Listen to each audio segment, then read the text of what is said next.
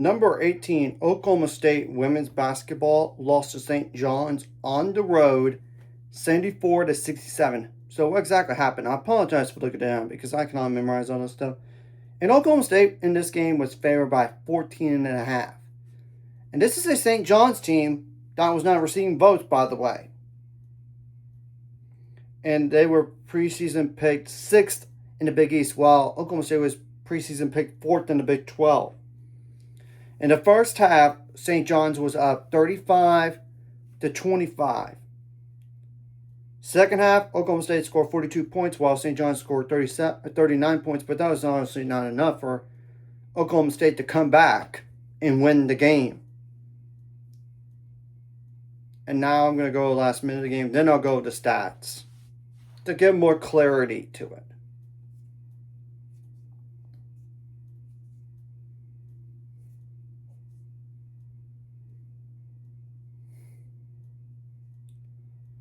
Okay, with 1:02 left, Lena Girardi turned the ball over for Oklahoma State. Around 57 seconds left, Sky Owen from St. John's turned the ball over, which was stolen by Jan Wooden. And Sky Owen fouled around 53 seconds left, and the score was 67-59, by the way. And Stanley Hurd went to the line, made both free throws to make it 67-61. St. John's did call timeout, and the foul was called on Michael Gray from Oklahoma State. Around 51 seconds left, and Janaea Grant went to the line and missed first free throw, but made the second to make it 68-61. And around 41 seconds left, Jane Wooden made a layup for Oklahoma State, and the foul was called on Mari Whiting.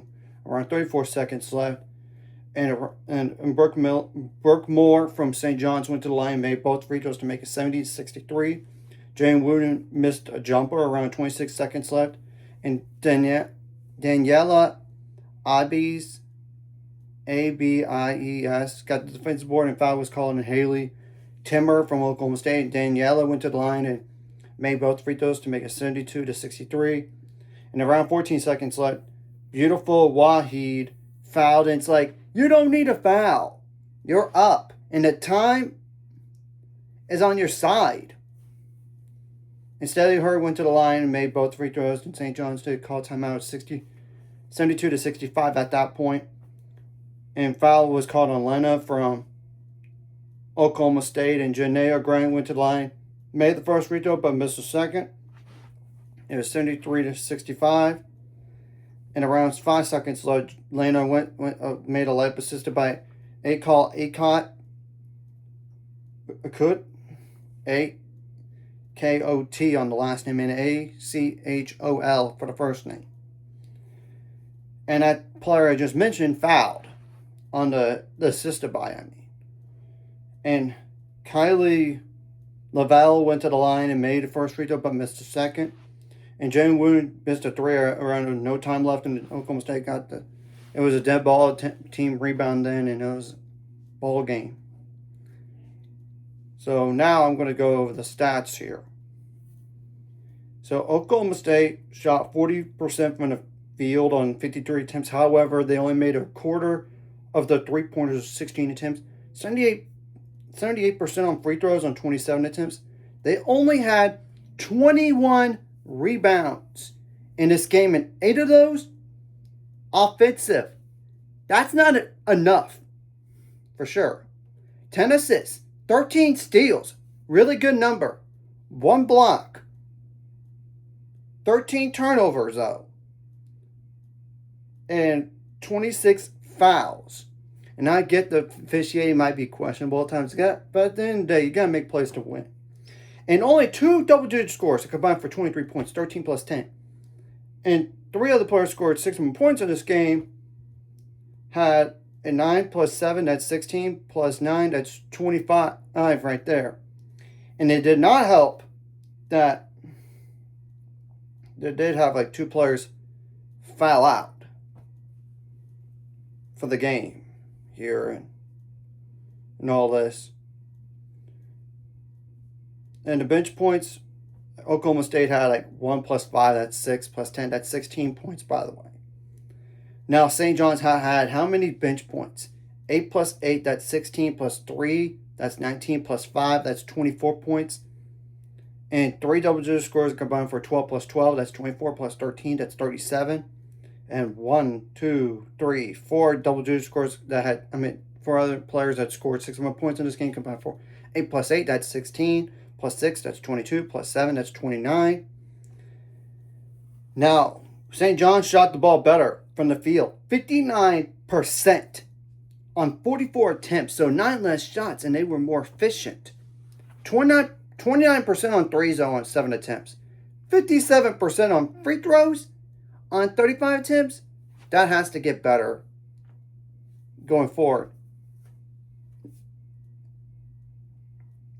And they did have 31 rebounds for the game, and some of those offensive, so that could have been the difference in the game. St. John's had 17 assists, but they did have 19 turnovers. That has to get better, for sure. 7 steals, 3 blocks, 20 fouls. Now I'm going to go like points off turnovers, points in the paint, fast break points as well. The first two do favor Oklahoma State, 19-11 on the points out turnovers, fast break points 16-7. However, points in the paint favor St. John's, 44-32. And this is not like a common. This is a common occurrence for Oklahoma State recently.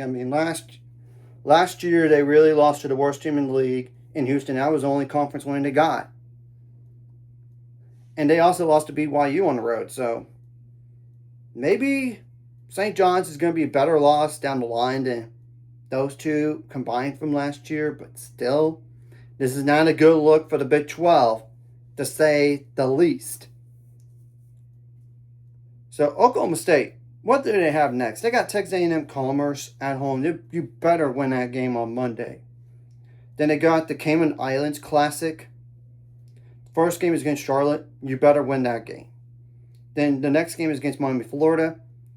That's a trickier game than the prior 2 games. But still, we got to wait and see. Then December 3rd, you got on the road against North Texas. They're currently unbeaten right now, but that could be deceiving depending on the schedule. And they got Mississippi Valley State University, and they should win that game. Key word, should. So we have to wait and see about Oklahoma State. Now, St. John's, on the other hand, has Central Connecticut State University. Let me check. CCSU. Yep. They should win that game. Keyword. Should. Then you got the Cayman Islands Classic, and you got Georgia Tech first game. If you could beat Oklahoma State, that's ranked, you could very well beat Georgia Tech.